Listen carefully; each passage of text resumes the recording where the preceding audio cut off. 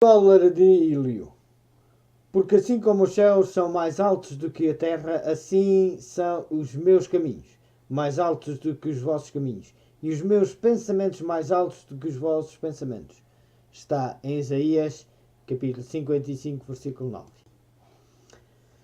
E assim prossegue a guerra, de palavra entre Jó e estes três homens. Palavras que são por vezes profundas, belas e verdadeiras. Com frequência as pessoas citam o livro de Jó, inclusive citações de Elifaz, Bildade ou Sofar. E isto sucede porque, como vimos, repetidamente eles tinham efetivamente muitas coisas boas para dizer. Eles apenas não as disseram no lugar certo, no momento certo e nas circunstâncias certas. Isto devia ensinar-nos a poderosa verdade expressa nestes textos de provérbios, como maçãs de ouro em salvas de prata. Assim a palavra dita a seu tempo, como pendentes de ouro em gargantilhas de ouro fino. Assim é o sábio repreensor para o ouvido, ouvinte como frieza de neve, no tempo de cega. Assim é o mensageiro fiel para com os que enviam, porque recreia a alma dos seus senhores. Infelizmente, não era estas as palavras que Jó estava a ouvir da parte dos seus amigos. De facto, o problema iria piorar, porque em vez de ter apenas 13 pessoas a dizer-lhe que estava errado, entra em cena mais uma pessoa. É algum perigoso a cola de Rilio. É algum perigoso quando os homens resistem ao espírito da verdade, da graça e da justiça, porque as suas manifestações não estão de acordo com as suas ideias e não estão alinhadas com os seus planos metódicos. O Senhor atua à sua própria maneira e de acordo com os seus planos. Orem os homens para que sejam destituídos do eu e possam estar em harmonia com o céu. Que orem não se faça a minha vontade, mas a tua.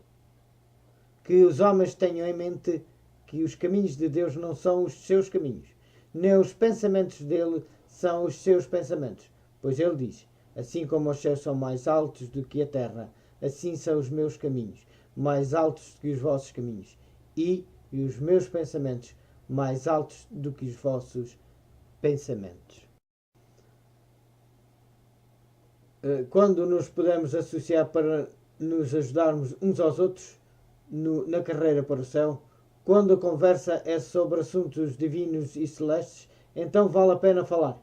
Mas quando a conversa se centraliza no eu e em temas terrenos e sem importância, o silêncio é de ouro. O ouvido obediente receberá a reprovação com humildade, paciência e docilidade. Só então se demonstra benéfica a nossa comunicação uns com os outros e cumpre tudo quanto é da vontade de Deus. Quando ambos os aspectos da instrução divina são atendidos, o sábio repreensor cumpre o seu dever e o ouvido obediente escuta para um fim e é beneficiado. Quando ambos os aspectos da instrução divina são entendidos, o sábio repressor cumpre o seu dever e o ouvido obediente escuta para um fim e é beneficiado. Cada relação que formamos, embora limitada, exerce alguma influência sobre nós. A vida não se compõe de grandes sacrifícios e maravilhosas realizações, mas de pequenas coisas. Bondade, amor e cortesia são as características do cristão. Devem acalentar as preciosas qualidades que existiam no caráter de Jesus, na nossa associação uns com os outros. Que seja sempre lembrado que há capítulos na experiência dos outros que estão vedados aos olhos mortais. Há lamentáveis histórias que estão escritas nos livros do céu, que estão sagradamente resguardadas de olhares curiosos. Estão registradas ali longas e penosas batalhas com circunstâncias probantes, surgidas nos próprios lares, que dia a dia minam a coragem, a fé, a confiança, até que a própria varonilidade parece desfazer-se em ruínas. Mas Jesus sabe tudo isso e ele nunca esquece. Para tais pessoas, palavras de bondade e afeto são acolhidas como um sorriso de anos. Um forte e salutar aperto de mão de um verdadeiro amigo vale mais do que ouro e prata. Isto ajuda a recuperar a varonilidade do homem. Discípulos em segredo. Depois disto, José da Arimateia, o que era discípulo de Jesus, mas oculto por medo dos judeus, rogou a Pilatos que lhe permitisse tirar o corpo de Jesus, e Pilatos lhe permitiu. Então foi e tirou o corpo de Jesus. João, capítulo 19, versículo 38.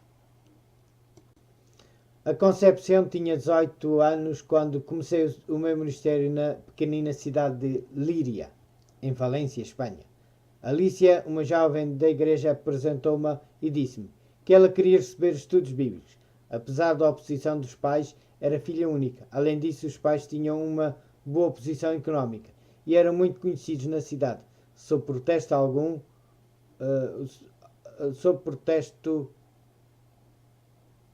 algum, iam permitir que a sua filha se relacionasse com os protestantes da quinta, como a população local chamava aos adventistas.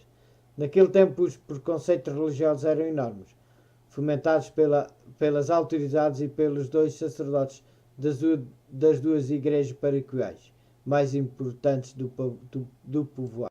Apesar de tudo, a Concepção era uma jovem corajosa, disposta a levar por diante o seu propósito de conhecer a palavra de Deus. A questão era saber quando e onde para evitar que os seus pais tivessem conhecimento e a impedissem. Decidimos que receberia os estudos bíblicos nas ruínas de uma velha ermida, não muito longe da sua casa, e à hora da sesta, enquanto os seus pais dormiam. E assim fizemos. Durante quase um ano, a jovem, acompanhada pela Alicia, vinha por um caminho até ao lugar escolhido, e eu ia por outro. A Concepção batizou-se em segredo, e até hoje é o membro fiel da igreja de Líria. Quando os seus pais morreram, ela já tinha casado e, de acordo com o marido, assumiu abertamente naquela localidade a sua fé adventista. E, quando chegou o momento de construir um novo templo, ajudou com generosidade este e outros projetos da igreja. Durante algum tempo, José de Arimateia e Nicodemos foram discípulos de Jesus, em segredo, defendendo a causa de Cristo, impedindo que o Sinédrio o fizesse abortar. Mas quando foi necessário quebrar aquele anonimato, evitar que o corpo morto de Jesus fosse sepultado num túmulo indigno, eles, homens ricos e influentes, conseguiram que Pilatos lhes entregasse o corpo, para o embalsamarem e lhe darem um sepultamento digno. Se Deus te chamou para o servir no meio de circunstâncias difíceis, é possível que, para a tua própria segurança, tenhas de fazer parte dos discípulos secretos do Senhor. Mas virá o momento em que abertamente poderás proclamar a verdade, que hoje está no teu coração. Confia nele.